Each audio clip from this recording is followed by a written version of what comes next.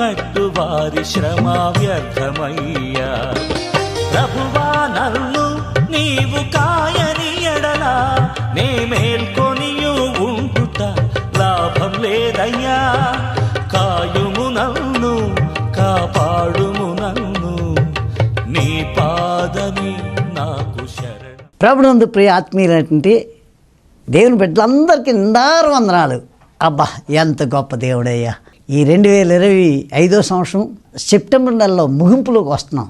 దేవుని మహాకృపను బట్టి ఈ 2025 అంతా 8 నెలలు పూర్చి 9వ నెలలో ముగింపులోకి వచ్చాం. ఎంత గొప్ప దేవుడు అండి, ఎంత గొప్ప దేవుడు. ఆ మహాదేవునితో నడుచుకుంటూ ఆ మహాదేవుని స్తుతించండి. ఎంత గొప్పదని తండ్రి. మనకంటే జ్ఞానవంతులు, విద్యావంతులు, ఐశ్వర్యవంతులు ఎంతోమంది అండి ఈ దినాన్ని చూడలేక, ఈ రోజును చూడలేక ఈ భూగర్భంలో కలిసిపోతున్నారు. మనల్ని అయితే తన అపరిమితమైన ప్రేమతో, తన అద్దులు లేని ప్రేమతో, తన శాశ్వతం ప్రేమతో, తన కొలతలు లేని ప్రేమతో ప్రేమించి సజీవులుగా ఉంచి ముఖాముఖిగా ఆయన మహింపరిచే భాగ్యం ఇచ్చాడే. ఎంత గొప్పదని తండ్రి, ఎంత గొప్పదని. దేవునికి బిడ్డలారా, ఈ దినం ఆ మహాదేవుని ప్రేమను పంచుకుందాం. కొద్దిసేపు పంచుకుందాం. ఆ మహాదేవునితో నడుస్తూ ఆ మహాదేవుని మాటలు పంచుకుందాం. చూద్దాం పరిశుద్ధ వేద గ్రంథంలో ఈ రోజు నా సబ్జెక్ట్ ఏంటంటే, ఒక బిడ్డను నా పేరట చేర్చుకున్నవాడు నన్ను చేర్చుకును అని చెప్తున్నాడు. మత్తయి సువార్త 18వ అధ్యాయంలో 5వ వచనంలో చక్కని మాట ఉందండి. మరియు ఇలాంటి ఒక బిడ్డను నా పేరట చేర్చుకున్నవాడు నన్ను చేర్చుకును, నా యందు విశ్వాసం ఉంచు ఈ చిన్నవారిలో ఒక అభ్యంతర పరిచేవాడెవడో వాడు మెడకు పెద్ద తిరగటి రాయి కట్టబడిన వాడే మిక్కిలి లోతైన సముద్రంలో ముంచివేయడని వానికి మేలు. అబ్బబ్బబ్బా, గ్లోరీ టు ద గాడ్. ఆమేన్, ఆమేన్, ఆమేన్. మహాదేవుడైనటువంటి ఈ ప్రపంచంలో ఎవ్వరు కూడా లేరండి ఇంత గొప్పగా ప్రేమించి ఇలా మీరు మార్గంలో నడుచుకోండి అని చెప్పి దేవుడు ఎవరున్నారండి?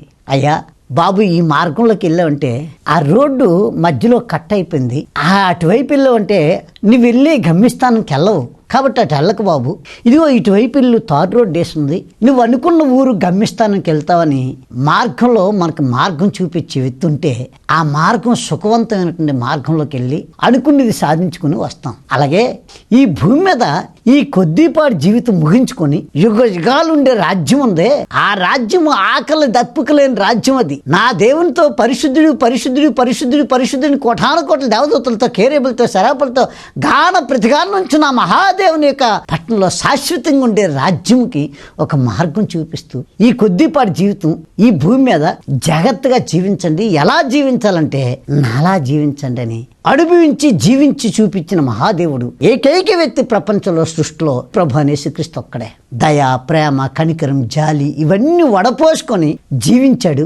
జీవిస్తూ మనల్ని కూడా అలా జీవించమని చెప్పాడు. అందులో మొదటి మాట ఏం చెప్పాడంటే, ఎంత గొప్ప మాట. 18వ అధ్యాయం ఈ 5వ వచనంలో ఏం చెప్తున్నాడంటే, మరి ఇలాంటి యొక్క బిడ్డను నా పేరట చేర్చుకున్నవాడు నన్ను చేర్చుకును. దేవునికి బిడ్డలారా, నీవు నేను మనందరం కూడా ఏ వయసు అయినా దేవుడి దృష్టిలో బిడ్డలమే. వయసు వెళ్ళినటువంటి బిడ్డలు, వృద్ధులైనటువంటి బిడ్డలు బస్ స్టాండ్ల దగ్గర, రైల్వే స్టేషన్ల దగ్గర పడిపోయి మతిస్థిమితం లేక పడి ఉన్నటువంటి బిడ్డల్ని చేర్చుకోవాలి. ఆ చేర్చుకోమని 32 సంవత్సరాల సేవా జీవితంలో సంఘాలు కట్టి కోయ, కొండరెడ్డి, గొత్తుకోయ, ప్రజల మధ్య లంబాడిసి రకరకాల భాషల్లో ఆంధ్ర, తెలంగాణ, ఛత్తీస్గఢ్, మహారాష్ట్ర, ఒరిస్సా ఈ ప్రాంతాలన్నీ అనేక సంఘాలు కట్టుకుంటూ ఆత్మల రక్షణలోకి నడిపించడమే తెలుసు కానీ ఇలాంటి సోషల్ వర్క్ చేయటం మాకు తెలియదు. ఇప్పుడు ఈ అభాగ్యులటువంటి ఈ యొక్క రైల్వే స్టేషన్ దగ్గర, బస్ స్టాండ్ల దగ్గర ఉన్నటువంటి ప్రజల్ని, మధ్యస్థమతం లేని వారిని తీసుకెళ్లి నువ్వు పోషించని చెప్తుంటే ఆశ్చర్యం వేస్తుంది. వాక్యం ఆధారం చేసుకునేసరికి దేవుడు నాతో మాట్లాడుతున్నాడు. ఏమని? ఇటువంటి బిడ్డల్ని, ఒక బిడ్డను నా పేరట చేర్చుకున్నవాడు నన్ను చేర్చుకున్నాను. ఈ వృద్ధుల్ని వీళ్ళు చేర్చుకుంటేట సాక్షాత్తు యేసు ప్రభుని చేర్చుకునేట. ఎంత గొప్ప మాట. ఈ టీవీ చూస్తున్న ప్రేక్షకుడా, ఈ వృద్ధుల్ని ఎవరు దత్తత తీసుకోండి. ప్రతిరోజు వాళ్ళ టిఫిన్, మధ్యాహ్నం భోజనం, రాత్రి భోజనం వాళ్ళని దత్తత తీసుకొని వారు పోషించారు. మీ పిల్లలు దీవించబడతారు. యుగ యుగాలు దేవునితో ఆకలి దప్పికలేని రాజ్యంలో మీరు, మేము మనందరూ కలిపి ఆ మహాదేవుని దగ్గర ఉందాం. ఆయన చెప్పిన మాటలు ఈ మాటలు. ఆయన అంటాడు ఇంకా ముందు సాగితే యెహోషువ గ్రంథం 2వ అధ్యాయంలో 18వ వచనంలో చక్కని మాట, నీవు మమ్మల్ని దీవించి ఈ కిటికీకి ఎర్రని దారము కట్టి నీ తండ్రిని తల్లిని నీ అన్నదమ్ముల్ని తండ్రి ఇంటి వారిని అందరినీ నీ ఇంట చేర్చుకునము. చూసారా దేవునికి బిడ్డలారా, భయంకర ప్రమాదం వాటిల్లుతున్న సమయంలో వారిని అందరినీ చేర్చుకుని అని ఇక్కడ దేవుడు వేసైనటువంటి వ్యక్తి.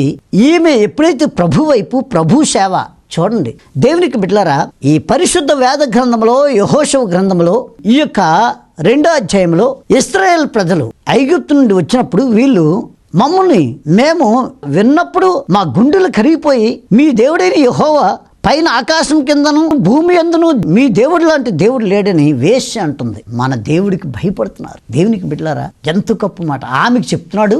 భయంకర డేంజర్ పొజిషన్ ఉన్నప్పుడు ఐగుప్తు దేశం నుండి ఆ యొక్క యోర్దాను దేశంలో ఈ యొక్క ఎర్ర సముద్రం 2 పాయలుగా చేసి నీ దేవుడు అద్భుత కార్యాలు చేశాడే, అటువంటి గొప్ప దేవుణ్ణి మేము చూడలేదండి అని ఆశ్చర్యపోతుంది. దేవుని బిడ్డలు దేవుని కార్యాలు చూసి మన చుట్టుపక్కల అందరూ ఆశ్చర్యపోవాలి. ఈ వేశ్య వేగుల వారిని చేర్చుకున్నందుకు, దేవుడికి మేలు చేసినందుకు, వారి యొక్క తల్లిదండ్రులని అన్నదమ్ములు ఎంత చక్కని మాట అంటుందో చూడండి. ప్రభు ఆయన 18వ వచనంలో అంటాడు, నీవు మమ్మను దించి కిటికీల నుండి ఎర్రని దారము కట్టి నీ తండ్రిని నీ తల్లిని నీ అన్నదమ్ముల్ని నీ తండ్రి ఇంటి వారిని అందరినీ నీ ఇంట చేర్చుకును. చూసారా వేగుల వారికి దేవుని యొక్క బిడ్డలకి సహాయం చేసినందుకు వారి తల్లిదండ్రులు అన్నదమ్ములు అక్కచెల్లు అందరూ కూడా ఈమెను బట్టి రక్షించబడ్డారు. కాబట్టి మనం చేర్చుకోవాలి. మన స్థితి బాగున్నప్పుడు ఇతరులకు సహాయం చేయడం వల్ల మనము మన కుటుంబం దీవించబడతామండి, ఆశీర్వదించబడతాం, ఉన్నతమైన స్థితిలోకి హెచ్చించబడతాం. అలా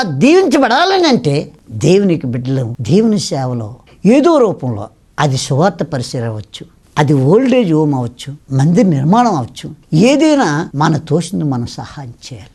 చేతనైతే మాట సహాయం చేయాలి, లేదా ఆర్థికంగా ప్రాక్టికల్గా ఫిజికల్గా సహాయం చేయాలి.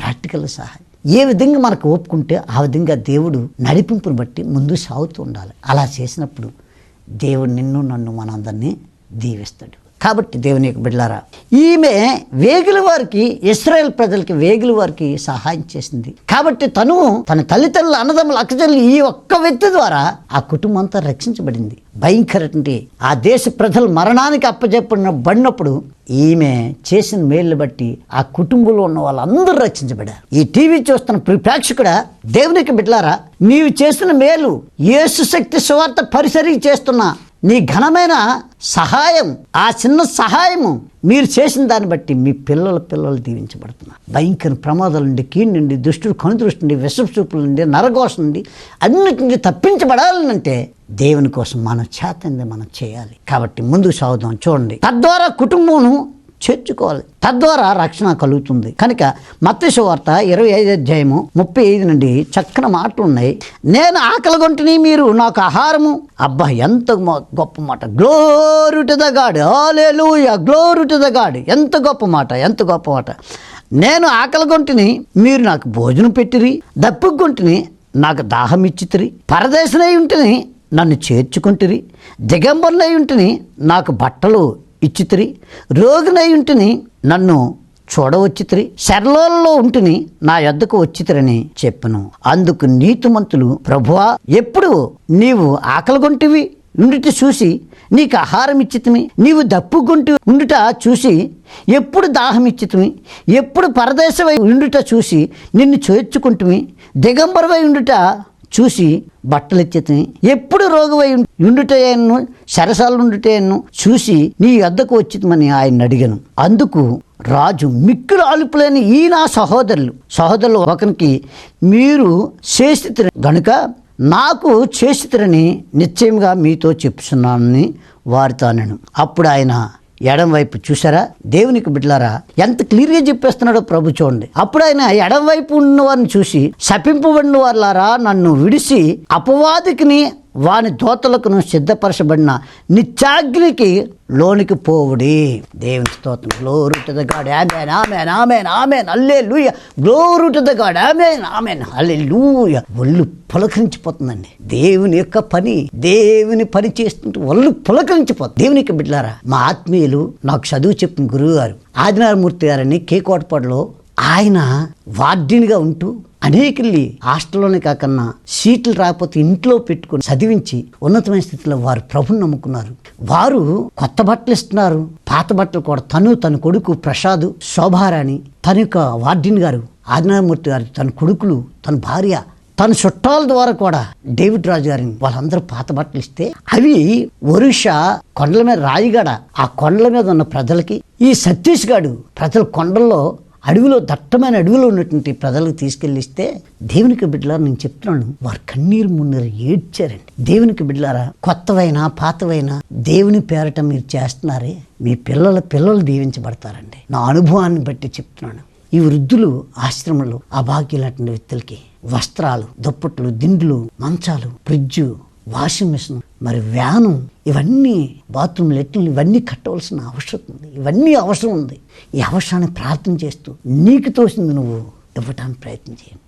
అది ఒక రోజట తీర్పు రోజున ప్రభువు అడుగుతుంటే, అయ్యా వస్త్రం లేని వారిని వస్త్రాలు ఇచ్చారు, ఆకలి కొంటిని ఆకలి అన్నం పెట్టారు, నన్ను చేర్చుకున్నారు అని చెప్తుంటే, ఈ ఇచ్చినట్టు వ్యక్తులు ప్రభు అని యేసు స్వామి నా కొరకు రక్తం కార్చి నన్ను రక్షించుకున్న నా ప్రభువా, ఎప్పుడయ్యా నా ఇంటికి వచ్చావు, ఎప్పుడయ్యా నా ఇంటికి వచ్చావు, ఎప్పుడు నీకు సేవ చేసావనంటే, అలుపులైన ఈ నా సహోదరులు యేసు శక్తి సువార్త పరిచర్య నా పేరు పెట్టుకొని, నా పేరుని ధరించుకొని మీ ముందుకొచ్చాడే ఈ నా సేవకుడు. ఈ సేవకుని చేస్తున్నదే మీరు చేస్తున్నది నాకు.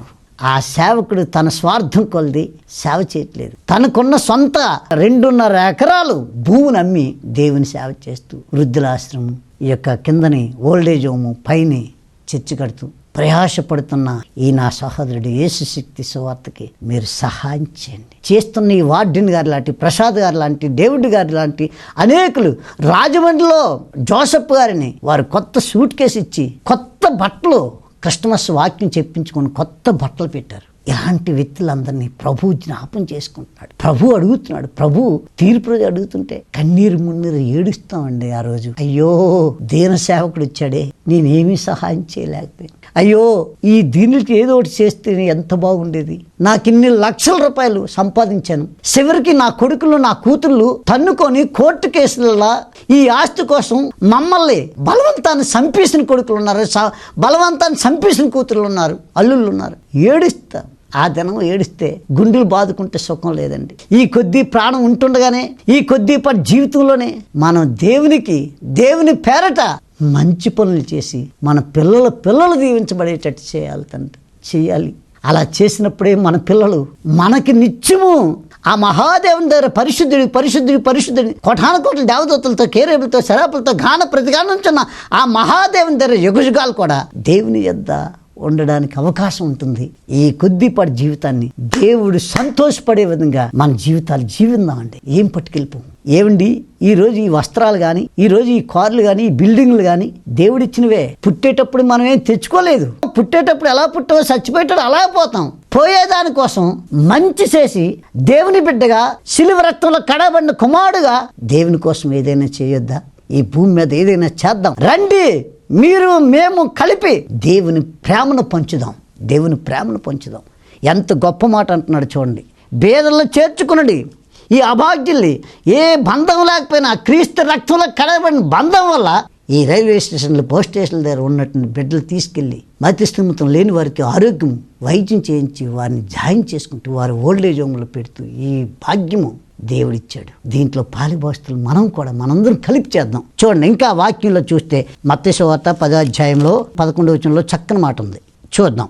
పనివాడు తన ఆహారమునకు పాత్రుడు కాడా? మరియు మీరు ఏ పట్టణంలోనూ గ్రామంలోనూ ప్రవేశించినప్పుడు అందులో ఎవడు యోగ్యుడో విచారణ చేసి అక్కడి నుండి వెళ్ళి వరకు అతను వెంటనే బస్ చేసి. ఎంత గొప్ప మాట. దేవునికి బిడ్డలారా, 13వ వచనంలో ఆ ఇంట్లో ప్రవేశించి ఇంటి వారికి శుభం అని చెప్పుడి. ఆ ఇల్లు యోగ్యమైనదైతే మీ సమాధానం దాని మీదకు వచ్చును, అది యోగ్యమైనదైతే మీ సమాధానం మీకు తిరిగి వచ్చును. దేవునికి స్తోత్రం, దేవునికి మహిమ కలుగును గాక. Glory to the God. హల్లెలూయా. యోగ్యమైన, చూసారా దేవుని బిడ్డలారా, దేవుని బిడ్డలు యోగ్యులుగా ఉండాలి. అది ఏ పని చేసినా మక్కువతో చేయాలి, ఇష్టపూర్వకం చేయాలి. ఏది చేసినా నాకు ఆదినారాయణమూర్తి వార్ధిని గారు, వారి అబ్బాయి ప్రసాద్ బాబు, శోభారాణి, మరి మనోహర్ గారు, వాళ్ళందరూ వాళ్ళ యొక్క బంధువులు డేవిడ్, వీళ్ళందరూ కూడా వారు మనస్ఫూర్తిగా పాత బట్టలు కొత్త బట్టలు కాదు, మనస్ఫూర్తిగా దేవుని సేవకుని చేర్చుకొని చేస్తున్న మంచి పనులు ఇవి. ఇది యోగ్యమైన వ్యక్తులు, వీళ్ళు దేవునికి ఇష్టమైన వ్యక్తులు, యోగ్యమైన. అదే పరిశుద్ధ వేద గ్రంథంలో ఎంత క్లుప్తంగా రాస్తుందో చూడండి. ఆ ఇంత యోగ్యమైనది అయితే మీ సమాధానం నిలుస్తుంది. యోగ్యమైనటువంటి చాలామంది మేము చాలా సంవత్సరాల నుండి ఈ చర్చికి వెళ్తున్నానంటే ఆ చర్చికి ఏ చర్చికి అయితే వెళ్ళు, ఆ చర్చిలో దేవుడు మెచ్చుకున్న పనులు ఏమైనా ఉన్నాయా? లేకపోతే నువ్వు ఇచ్చిన ఆస్తులు తీసుకొని ఆస్తులు సంపాదిస్తూ మేడలు కడుతూ బిల్లులు కట్టుకుంటూ కార్లు కొంటూ రకరకాల యాసాలు వేస్తున్నారా పాస్టర్లు, ఆ పాస్టర్లు?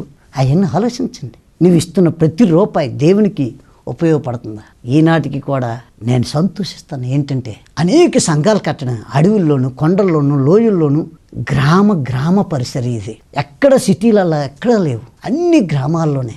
గ్రామ ప్రజలు సత్యం తెలుసుకోక మగ్గిపోతున్నారు. ఆ ప్రజల కోసం యేసు శక్తి సువార్త పరిచర్య ఆ గ్రామాల్లో ఆంధ్ర, తెలంగాణ, ఛత్తీస్గఢ్, ఒరిస్సా, మహారాష్ట్ర, ఈ కొండల్లోనూ అడవుల్లోనూ గ్రామ పరిచర్య. రండి, బాల్యభాస్తులు అవ్వండి. దేవునికి బిడ్డలారా, చేస్తున్న సేవ, మీరు వెళ్తున్న సేవకు మీ సంఘం ఆలోచించండి. దేవుడు మెచ్చుకునే సంఘం అని డ్యాన్స్లు వేసి గెంతేయటం అది నాకు తెలిసి ప్రసాద్ గారు ఒక బ్రదర్ ఉన్నారు పెందుర్తిలో. ఎక్కడ చూస్తే అక్కడ ఆటోలు కొనడం, అద్దెలకు ఇవ్వడం, ఇల్లులు కొనడం, రెంట్లకు ఇవ్వడం, ఆస్తులు, కార్లు, కొడుకో కారు, చిన్న కొడుకు, పెద్ద కొడుకు, భార్యకి, మనిషికో కారు. ఏం చేస్తావు? ఎక్కడికి వెళ్తారు? ఈ పట్టుకొని ఎక్కడికి పోతావు? ఈ కొద్దిపాటి జీవితం దేవుడు మెచ్చుకునేటట్టు జీవిద్దాం, దేవుడు సంతోషపడేటట్టు జీవితం బ్రతుకుదాం. దేవుడిని మహిమ తెచ్చే విధంగా మన ప్రవర్తన, మన జీవితం, మన మాటలు, మన ఆలోచనలు కేంద్రీకరించేటట్టు, ఆయనకి మహిమ తెచ్చేటట్టు. ఎప్పుడు ఎలాగ ఉంటుందో పరిస్థితి తెలియదు. ఈ చివరి దినాలు, ఎందుకు ఈ చివరి దినాలు అంటున్నానంటే ఎక్కడ చూసినా భయంకర వరదలు, గ్రామాలు కొట్టుకుపోతున్నాయి, భూకంపాలు, యుద్ధాలు. ఎక్కడ చూసినా నెమ్మది లేదు. నన్ను సంతోషంగా, ఆనందంగా, నెమ్మదిగా ఉంచాడంటే దేవుడి మెచ్చుకునే జీవితం జీవిద్దాం. సంఘాలు, చర్చిలు, ఈ సంఘమే, ఈ చర్చి, ఈ పాస్టర్ గారితో పరలోకం వెళ్తాను ఊహించకండి. అసలు పాస్టర్లు వెళ్తారో లేదో మనకు తెలియదు. ఈ మధ్య నేను టీవీ, యూట్యూబ్లో ఆటలు చూస్తాను, ఎక్కువ విమర్శిస్తుంటారు కొంతమంది. విమర్శే ప్రతి పాస్టర్ని, ప్రతి విశ్వాసం తిట్టడమే. ఆ తిట్టిన వాళ్ళందరూ పరలోకం వెళ్ళిపోతారు అనుకుంటుంటారు. అసలు మన దేవుడు ఎటువంటి పరిశుద్ధుడు, యథార్థవంతుడు, నీతిమంతుడు. ఈ పరిశుద్ధత, యథార్థత, నీతిని ధరించుకొని దేవునితో నడిస్తే దేవుడు మెచ్చుకుంటాడు. దేవుడు అటువంటి మెచ్చుకునే జీవితం జీవిద్దాం. అటువంటి సంఘాల్లో ఆ సంఘ కాపులతో సహకరించండి. అటువంటి పరిచర్యలో ముందుకు సాగండి. యేసు శక్తి సువార్త పరిచర్య గత 32 సంవత్సరాలండి నడారంభములుగా అక్కడ పరిగెడుతూ సేవ ఈ కొండల్లో జరుగుతుందంటే, ఈ అడవుల్లో జరుగుతుందంటే, గ్రామాల్లో జరుగుతుందంటే దేవునితో మేము నడుస్తున్నాం. దేవుడు మమ్మల్ని నడిపిస్తూ ఉన్నాడు. కాబట్టి ప్రేక్షకులరా, ఈ సంధ్యాకాల సమయంలో నా సబ్జెక్టు యొక్క బిడ్డను నా పేరట నా ఘనమైన దేవుని పేరట నువ్వేం చేసినా అది ఆశీర్వదకరంగా ఉండే విధంగా నువ్వు చేసే ఏ మేలు చేసినా, మాట సహాయం చేసినా, నీకు ఆర్థికంగా సహాయం చేసినా, ఏ విధంగా నువ్వు చేసినా మహాదేవుడు మెచ్చుకునే పని చేయండి.